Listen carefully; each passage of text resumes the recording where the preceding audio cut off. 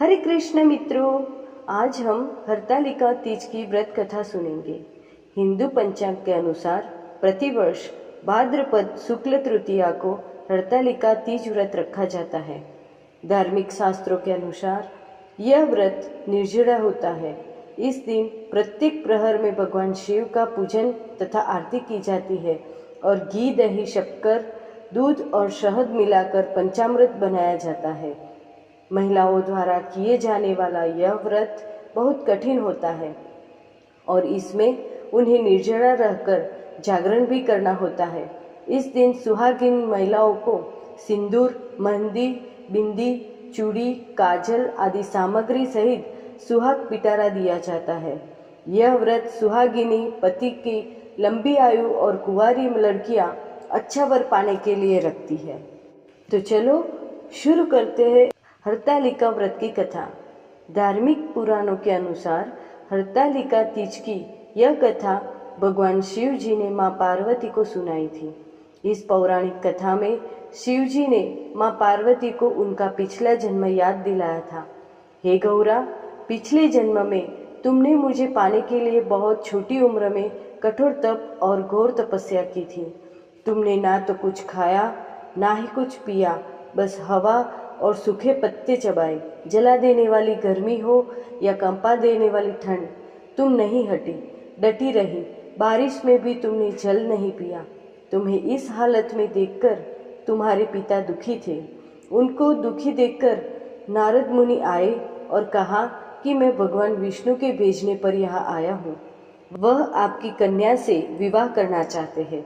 इस बारे में आपकी क्या राय है? नारद जी की बात सुनकर आपके पिता बोले, अगर भगवान विष्णु यह चाहते हैं तो उन्हें कोई आपत्ति नहीं, परंतु जब तुम्हें इस विवाह के बारे में पता चला तो तुम दुखी हो गई। तुम्हारी एक सहेली ने तुम्हारे दुख का कारण पूछा तो तुमने कहा कि मैंने सच्चे मन से भगवान शिव का वरण किया है, किंतु मेरे पिता ने मेरा विवाह विष्णु जी के साथ तय कर दिया है। मैं विचित्र धर्म संकट में हूँ। अब मेरे पास प्राण त्याग देने का अलावा कोई भी उपाय नहीं है। तुम्हारी सखी बहुत ही समझदार थी। उसने कहा, प्राण छोड़ने का यह कारण ही क्या है? संकट के समय धैर्य से काम लेना चाहिए। भारतीय नारी के जीवन की सार्थकता इसी में है कि जिसे मन से पति रूप में एक बार वरण कर लिया, जीवन पर्यंत उसी से निर्वाह करे। मैं तुम्हें घनघोर वन में ले चलती हूँ और साधना स्थल भी है, और जहाँ तुम्हारे पिता तुम्हें खोज भी नहीं पाएंगे। मुझे पूर्ण विश्वास है कि ईश्वर अवश्य तुम्हारी सहायता करेंगे। तुमने ऐसा ही किया। तुम्हारे पिता तुम्हें घर में न पाकर बड़े चिंतित और दुखी हुए। इधर तुम्हारी खोज होती रही, उधर तुम अपनी सहेली के साथ नदी के तट पर एक गुफा में मेरी आराधना में लीन रहने लगी। तुमने रेत के शिवलिंग का निर्माण किया। तुम्हारी इस कठोर तपस्या के प्रभाव से मेरा आसन हिल उठा और शीघ्र ही तुम्हारे पास पहुंचा और तुमसे वर मांगने को कहा।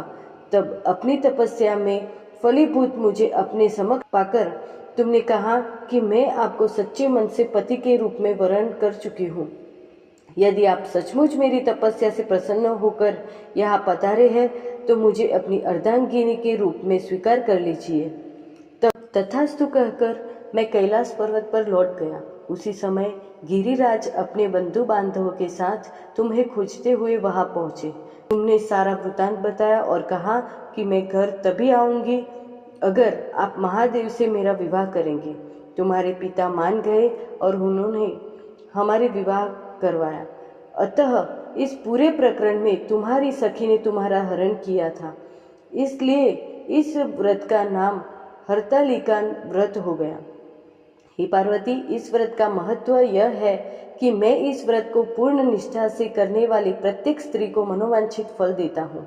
इस व्रत को करने वाली महिलाएं माता पार्वती के समान ही सुखपूर्वक पति रमण करके शिवलोक को जाती है। ऐसी इस व्रत से जुड़ी मान्यता है।